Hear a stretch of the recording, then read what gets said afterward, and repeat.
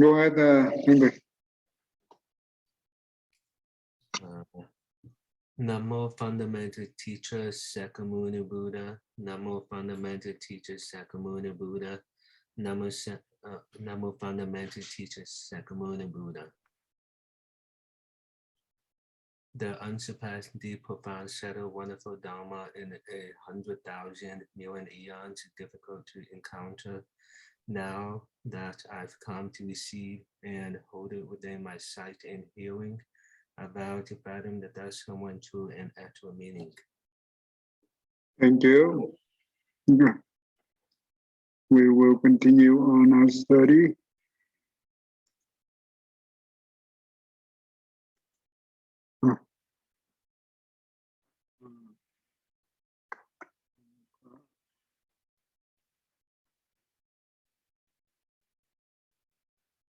So we're done with the 62 from view in conclusion. Should we view the conclusion? Yeah. All right. William, go ahead and you can try wrong view 1 and 4. We'll quickly go through this thing.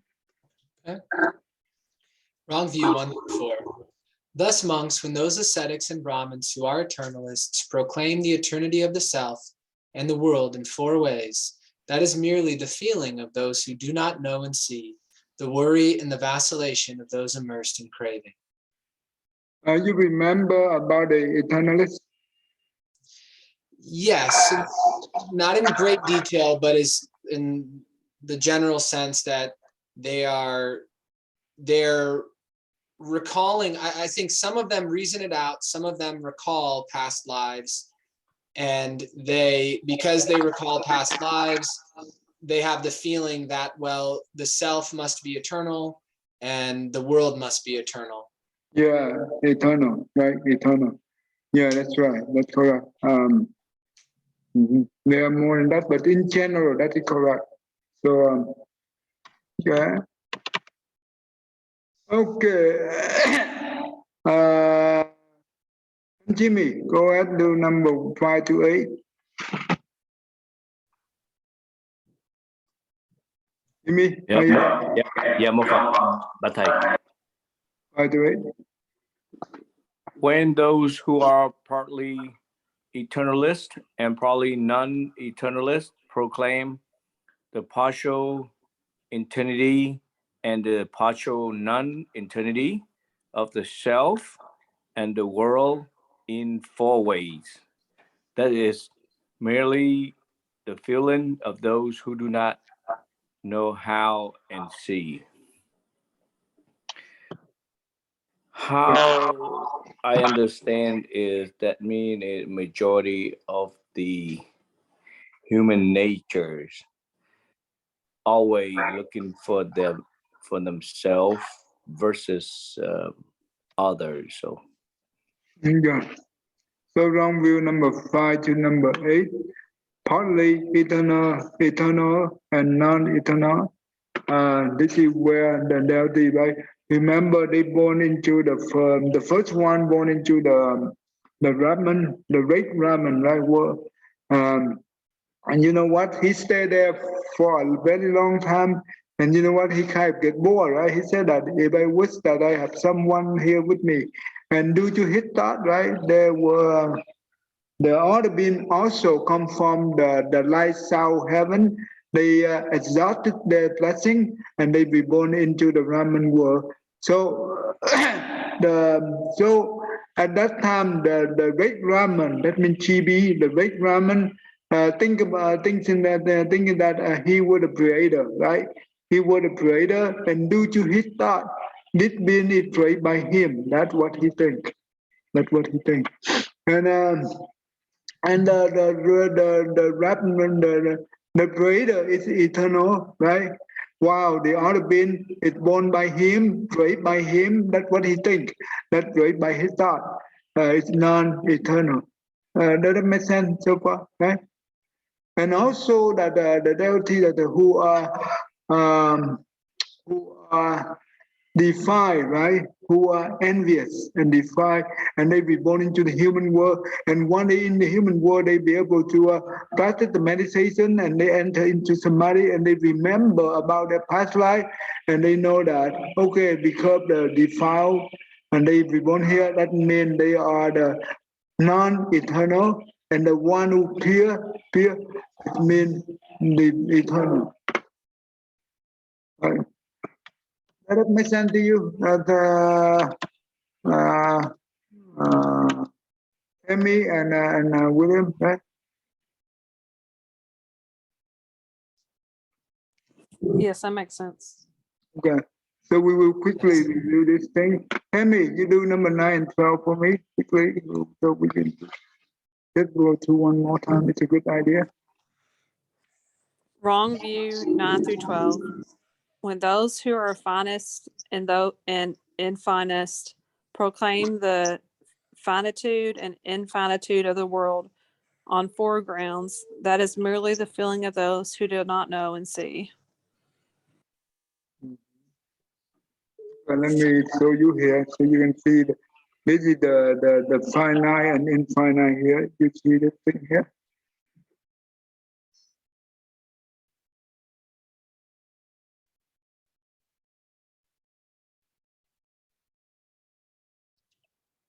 Okay, so finite would be due to boundaries. So finite means that everything's basically concrete, and then infinite is no boundaries, so everything's kind of abstract Mm. with no ending. Finite's a beginning and an end. Infinite is no beginning, no end. Mhm. So when they, I think it's when they are in the meditation, they see the world horizontally. It's finite, and vertically, I think it's vertically, it's infinite. But when they think that, because they're thinking, they perceive, their perception. So it doesn't mean that it's infinite, right?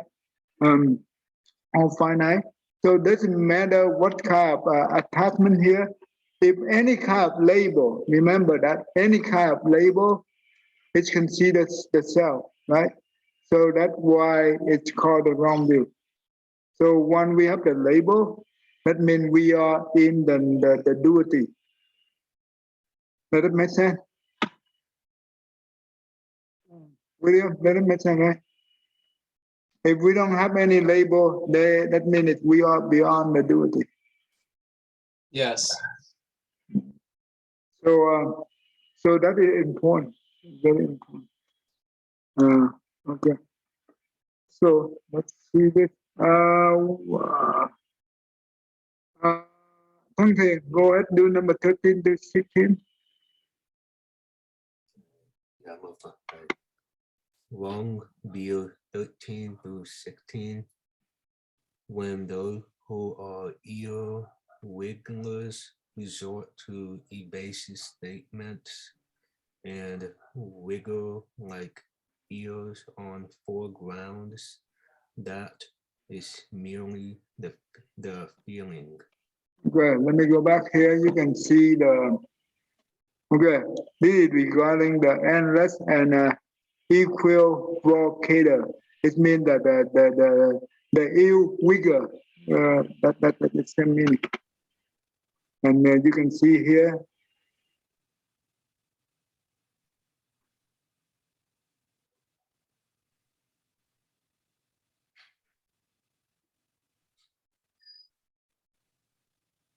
do you understand? Thank you. I think this is something that they don't know the truth, and they have to do some kind of to ask these kind of question to avoid a true answer. They have to make they're making the fear of making a mistake. They are having the fear of being attacked, fear of being challenged because of stupidity.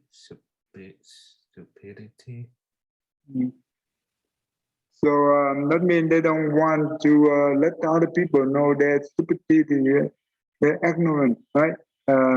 So they try to avoid any kind of direct, finite answer, definite answer, right? Finite answer. So because if they give the answer, other people will challenge them and they don't know how to deal with it, and that makes them fear.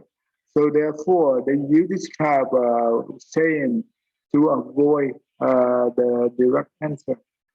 I do not take this, but no, do I take it in that way? No, do I take that in the other way?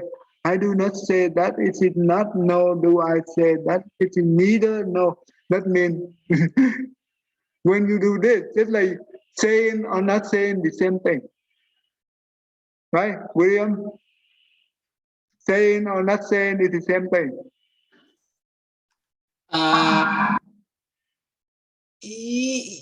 Yeah, it's,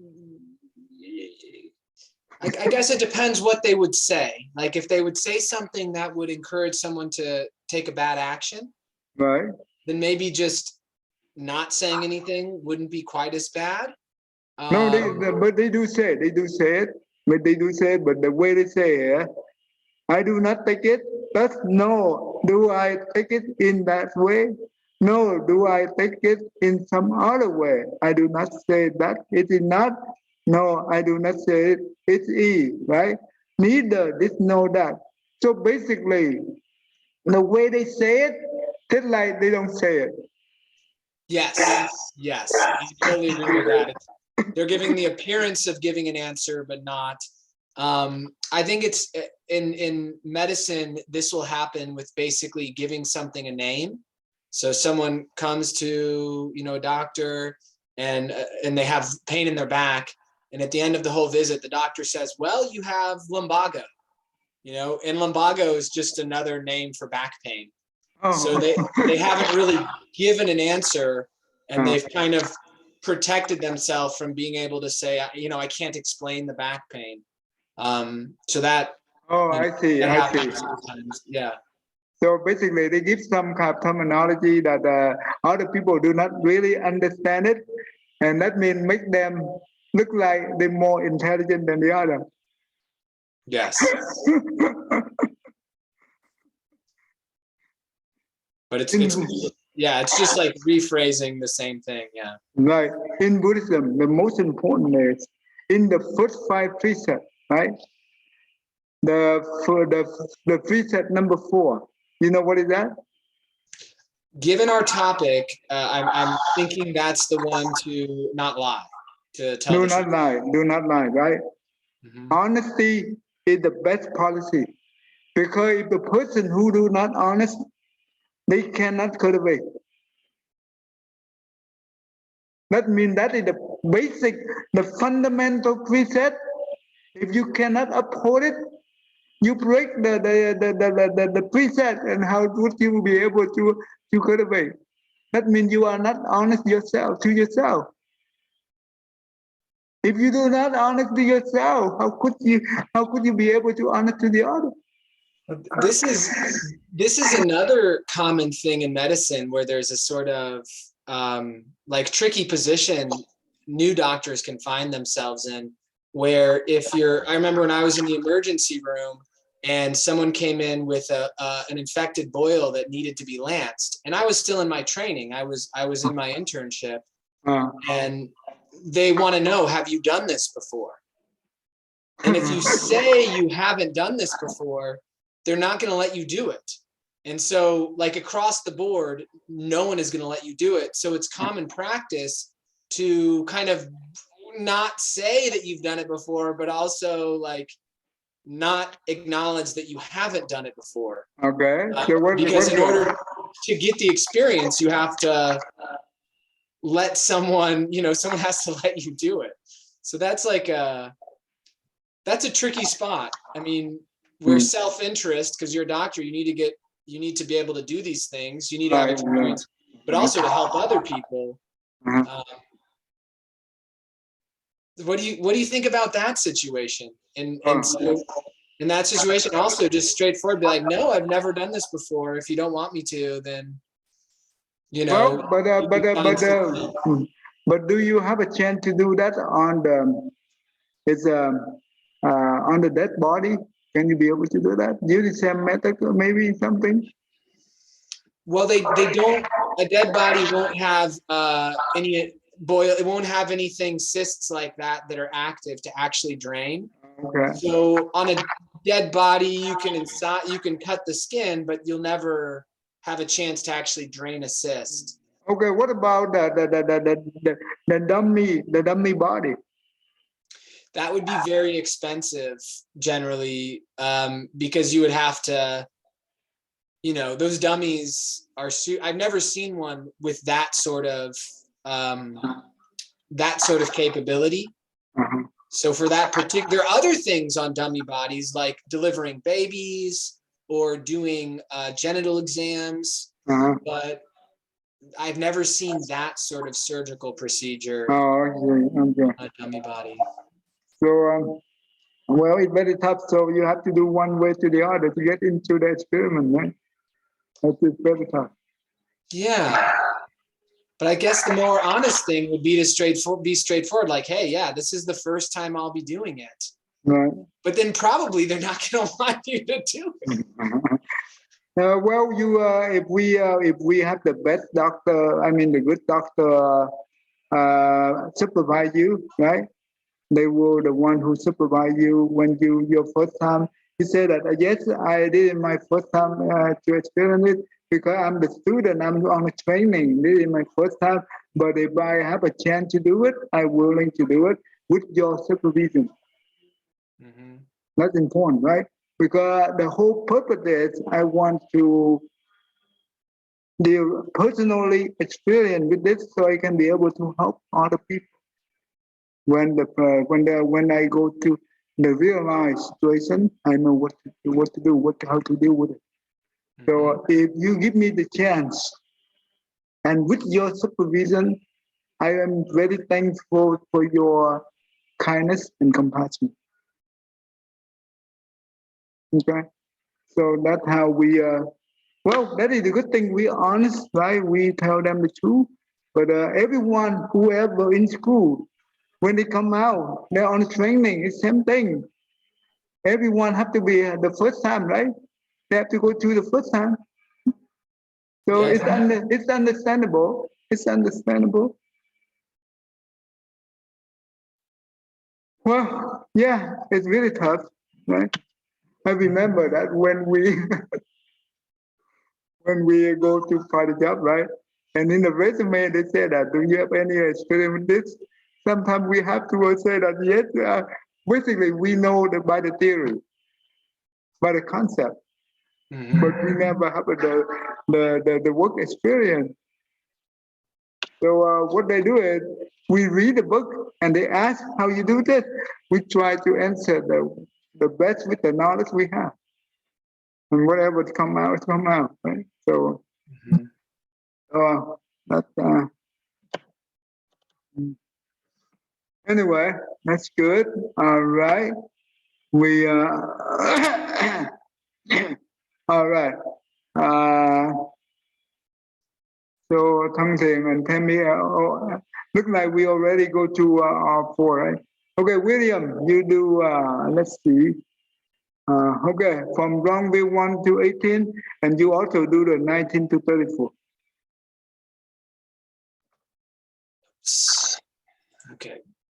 When those who are speculators about the past, having fixed views about the past, put forward various speculative theories about the past in 18 different ways, this is merely the feeling of those who do not know and see, the worry and vacillation of those immersed in craving. When those who proclaim a doctrine of conscious post-mortem survival do so in 16 different ways, that is merely the feeling. Okay, before we go to that, so basically the 18, 1 to 18 is related to the fixed view about the past, right? Mm-hmm. And we put on the various speculative, right, theory. Remember, this is the theory we come up with, right? Because that's what we speculated. Therefore, those kind of feeling, when we attach to the past memory, right, or to the past, to your meditation, those is just the delusion. You know why delusion? Because we don't see the full picture. We see, you know, a part of the picture in that state, or the person in that meditative state sees part of the picture, and then is making conclusions based upon part of the whole as opposed to the whole. And the reason is, we are the one who do not have the right view and the right contemplation. Therefore, we easily attach to this thing. Because we say, this is cool, right? This is very good. I have ability to do this. Once you have that concept in the mind, that is the wrong view begin. Yes, the people who have, just like the Arahant, right? They be able to see their past life. But why they not call the wrong view?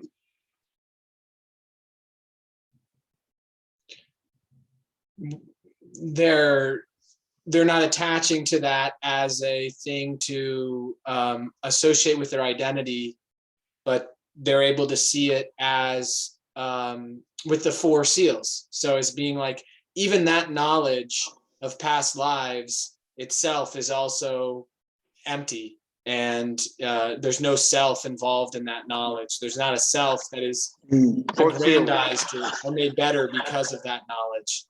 Right, they have the right view, right? The right view and the right contemplation, and they have the Dharma protect them, so they see with the wisdom, right?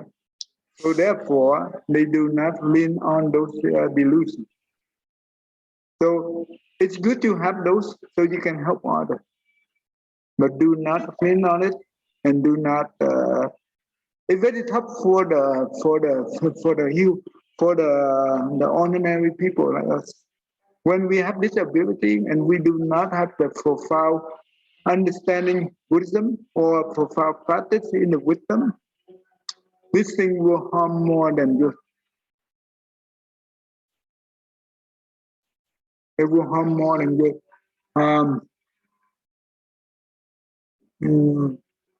So that's why. But the good thing is we have the right view and right contemplation. It will help us to help others with this kind of ability. Okay, what about 19 and 34? 1934. This is the 16th doctrine of the consciousness of the concept of post-mortem, and you can read this thing.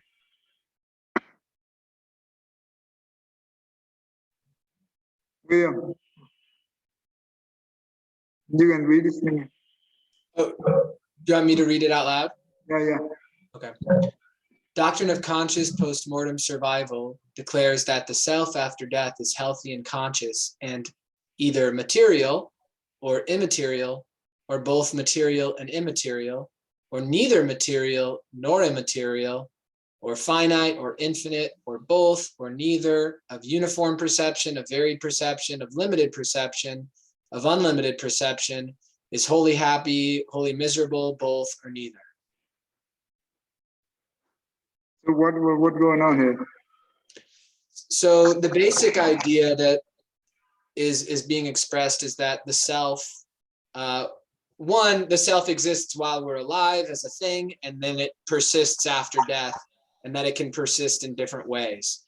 And then those are all the different ways that it can persist, that there's actually a material component to it, or there's no material component, that it would be more of a sort of mind persisting, or there's an aspect of both, or there's really neither. And then what is that self then if it's not material or immaterial? That seems kind of vague to me. And then all of these other different flavors of what is the nature of the self that persists after death. These are all the views that they can hold. Okay. So the self and material, that means the form, right? immaterial. It's kind of formless, right? Both and neither. So doesn't matter what kind of label they have. Then it's considered as the wrong view, right? So because once you label it, we fall into the duality, the world of duality. We fall into the attached to the self because we label it. It means the self. That's important. So okay, let me go quick now here. All right. Okay, you do number 35 to 42.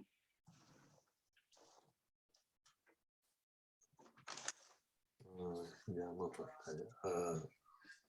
35, wrong view, 35 to 42. When those who proclaim a doctrine of unconscious post-mortem survival do so in 8 different ways, that is merely the feeling.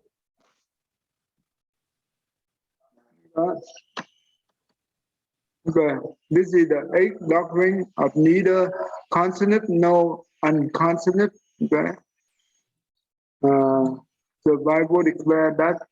Okay, you can read this one.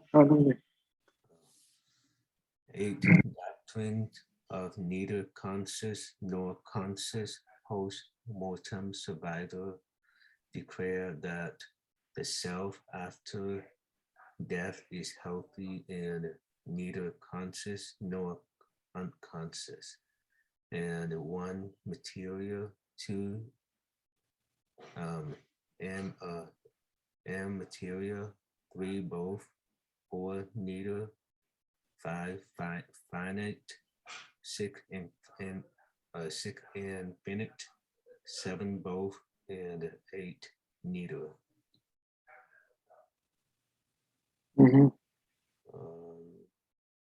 So it's saying that so after death, saying that after death that we should be attached to material or immaterial, or finite or infinite, both or neither.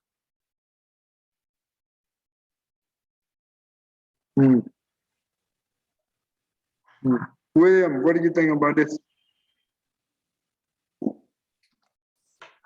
So again, the basic premise is that there is a self and that self is surviving after death. And so seeing the idea that there's some thingness to the self that's separate from everything else is the mistake. And then anything else that follows is just going to be on top of that. So the idea of a self that's neither conscious nor unconscious, then that's kind of hard to, I think, even to understand a state that's neither conscious nor unconscious. I could imagine one that's kind of a combination of both. Okay, now this is what I think. When you need a consciousness, right? No, non-consciousness is the double negative. When you have a double negative, it means positive. That means consciousness. Neither consciousness and consciousness. That's how I understand it. Because a double negative become positive, right? Is that true? It's like, but the neither consciousness, that would suggest unconsciousness, and so they like cancel each other out. There's like the no unconsciousness. Yeah, I agree. That suggests consciousness, but the no consciousness suggests. So they like cancel each other out. So like yeah, they contradict themselves, right? They can't contradict themselves. So neither consciousness and consciousness, it means that. So and that's like the four meditation of the formless realm, right? the four state of form. That means neither thought or no thought, right?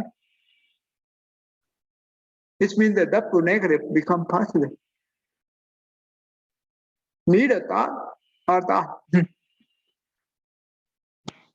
remember that? Yes, yes.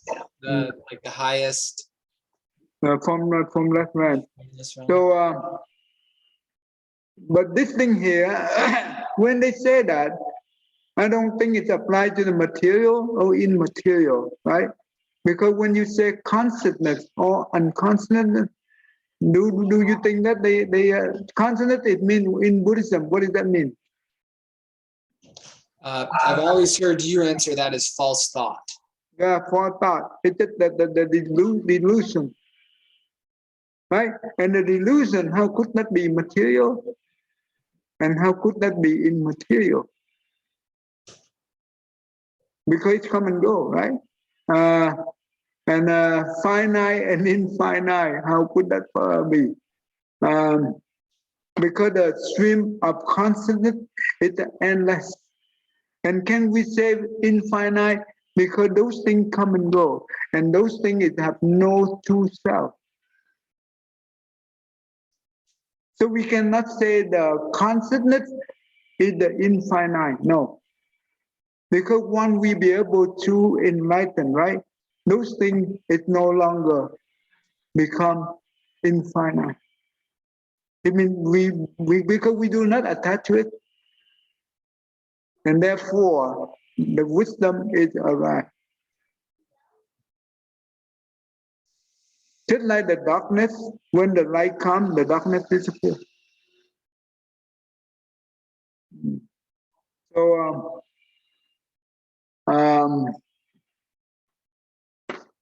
so those things is those things is but doesn't matter what kind of attachment is. If they attach to all this thing here, that's why it's called the self. And the self, this is not the true self. Because in the Alaya consciousness, it's just the stream of consciousness. And the stream of consciousness is it's impermanent. They are delusion. They are not the true thought, right? It's a false thinking, false thought. And therefore, this is not applicable. So there is no such self found in the Alaya consciousness. Even can we say that the Buddha nature is the self? Well, the self is suggesting that there's some identifiable things separate from other things. So the Buddha nature is the essence of everything.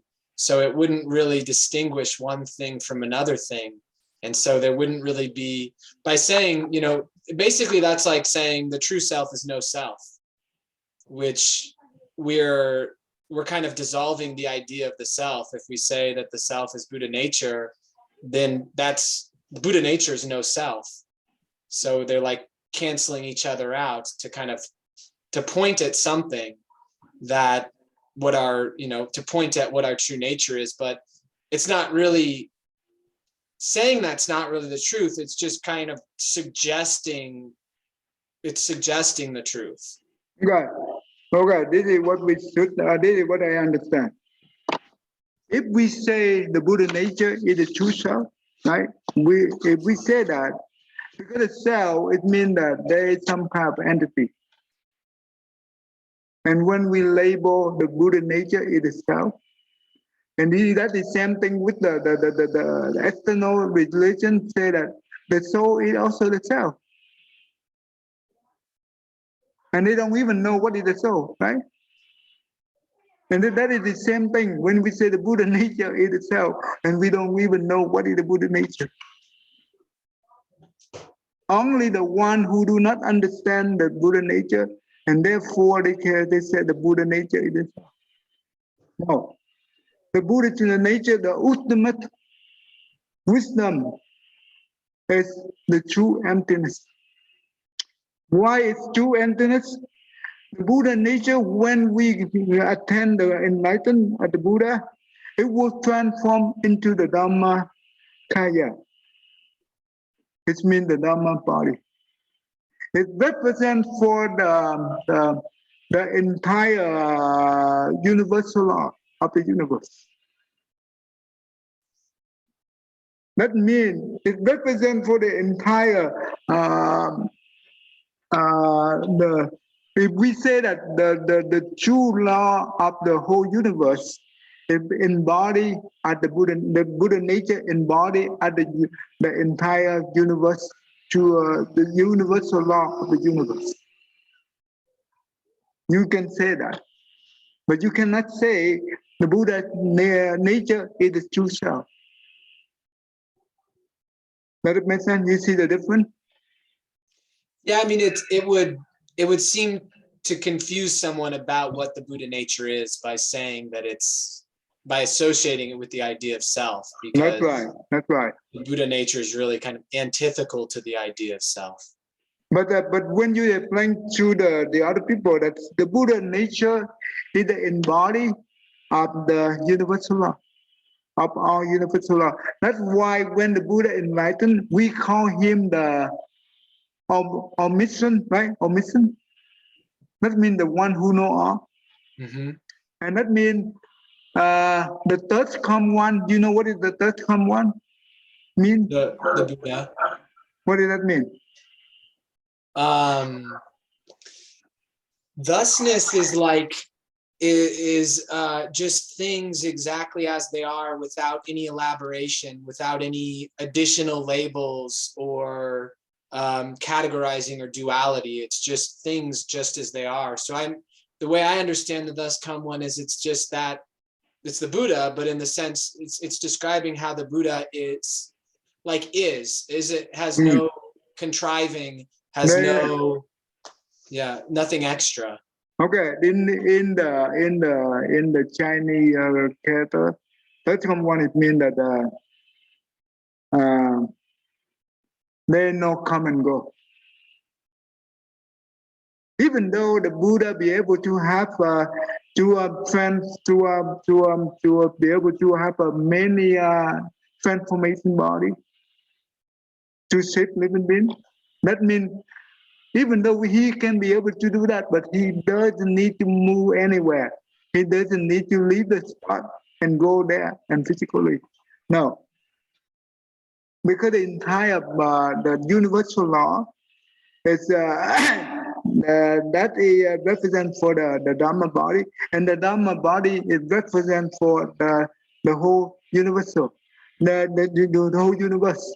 Therefore, there is no come and go. That means everywhere is the Dhamma body.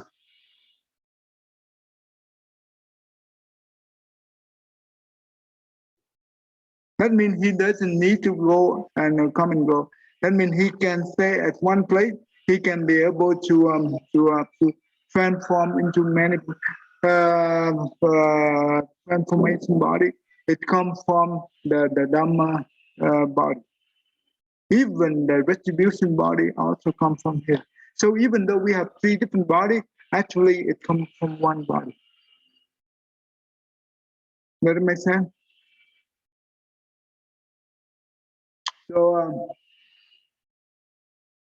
yep, this will be a little bit tough to understand, but anyway, we okay. Let me go quickly over here. Okay, we done 43 to 43 to 50. Okay, let's see. Tell me, go ahead and read number 43 to 50. Wrong view 43 through 50. When those who proclaim a doctrine of neither conscious nor unconscious post-mortem survival do so in 8 ways, that is merely the feeling.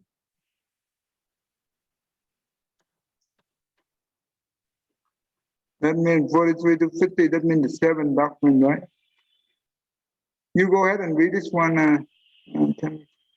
The 7 doctrine declare annihilation, destruction of the self after death.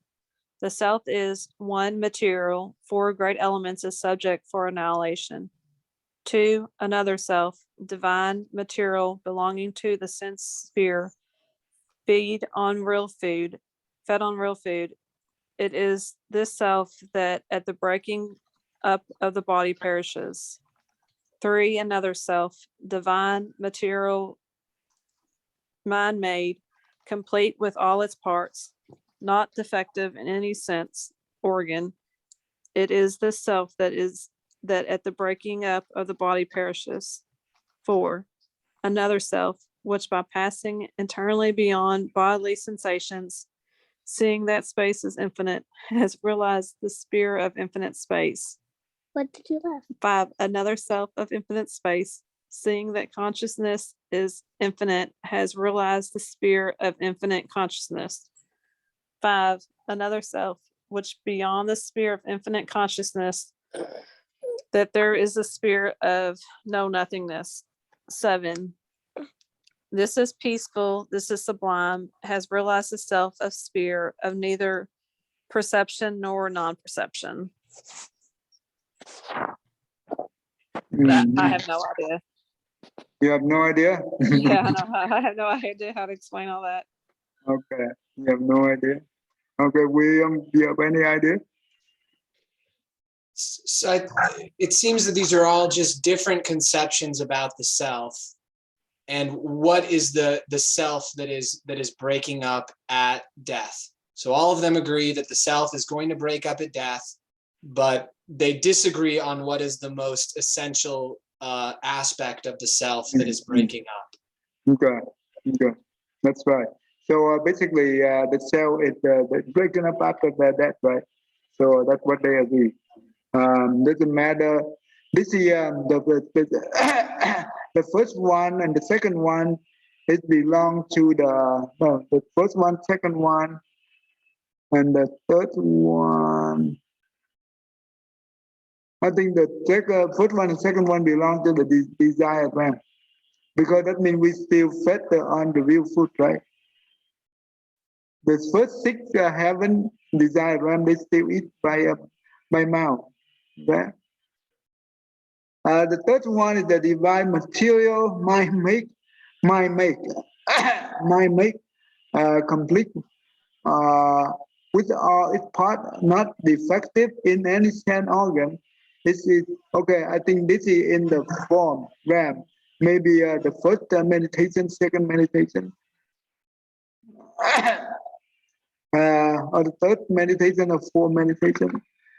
This one is another cell which is by passing entire beyond the bodily sensation, seeing the space is infinite. When you know where did it come from? The space is infinite, and realize that the sphere of the infinite space. Do you know where this come from?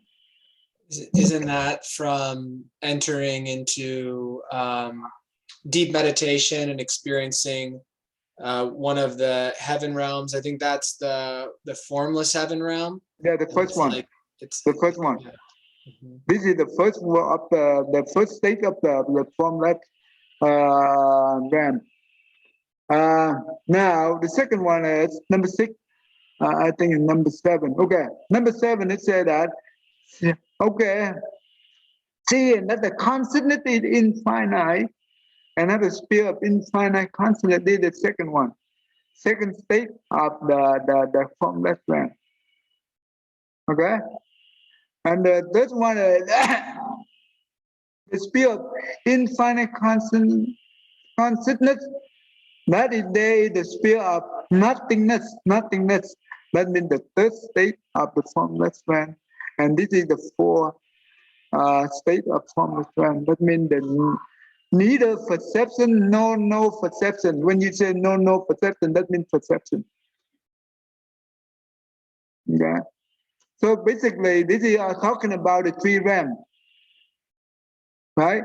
The cell destruction after death.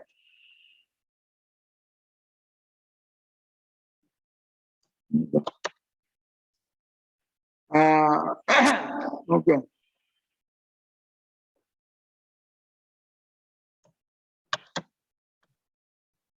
Yeah. So, okay, so we let's do the 51 and 57. Okay, thank you. Go ahead, do the 51 to 57. Okay. Wrong view 51 to 57. When those who are annihilationists proclaim the annihilation, destructive, and non-existent of beings in 7 ways, that is merely the feeling. Okay, actually, we just go to the 7 one that is related to that one. Okay, that's okay. We done that. Okay, okay, William, you do number 58 to 62. When those who are proclaimers of Nibbana here and now proclaim Nibbana here and now for existent beings on 5 grounds, that is merely the feeling. Okay, you can read it. The whole thing. Yeah, and these are like they're generally based upon, the first one is just based upon enjoying pleasure, and that they're saying that's nirvana. If you're able to enjoy pleasures uninhibited, then that's nirvana. And then the next 4 are based on the 4 jhanas. So the Okay. first, second, third, fourth. And so they realized those and they had a great experience. And so they figured that was the highest that one could go. Okay. The reason is why they claim those things is the nirvana. Because they attached to the state, and so they didn't continue to sort of progress through it, and so they maintained their sense of self in it, and so they didn't see the next level. And even if they did go to the 4th state, they still held on to this idea that they were experiencing this state, that they had attained the state, and didn't weren't able to see no self. Actually, the difference between the non-Buddhist and the Buddhist, the non-Buddhist, they claim those are the nirvana because they do not have the Dhamma. But the Buddha disciple, they know the Dhamma. That is the right view and the right contemplation. Therefore, they do not claim those as nirvana. So that's important. Therefore, even though they attend those states, but they do not claim that nirvana, that is a good sign. It's not a bad sign. But once we label it with the nirvana, we will step into the wrong view. That will become very, because that will become that means you lie. We lie to the other people. We have not attended the holy state, and we say that we attend the holy state. And this is the very heaviest karma. Does it make sense? Yeah, we stop right here today. Okay, let me stop right here. All right. Okay, William, go ahead and read this one. So we finish the. May every living being, our minds as one and radiant with light, share the fruits of peace with hearts of goodness, luminous and bright. If people hear and see how hands and hearts can find in giving unity, may their minds awake to great compassion, wisdom, and to joy. May kindness find reward. May all who sorrow leave their grief and pain. May this boundless light break the darkness of their endless night. Because our hearts are one, this world of pain turns into paradise. May all become compassionate and wise. May all become compassionate and wise. Okay, thank you, everyone. Thank you. So we next week we will complete the 62 kind of wrong view, and we will move on to the guide to the Bodhisattva path. That's the most important. Okay, we will learn that. Okay, thank you. Thank you, Ted.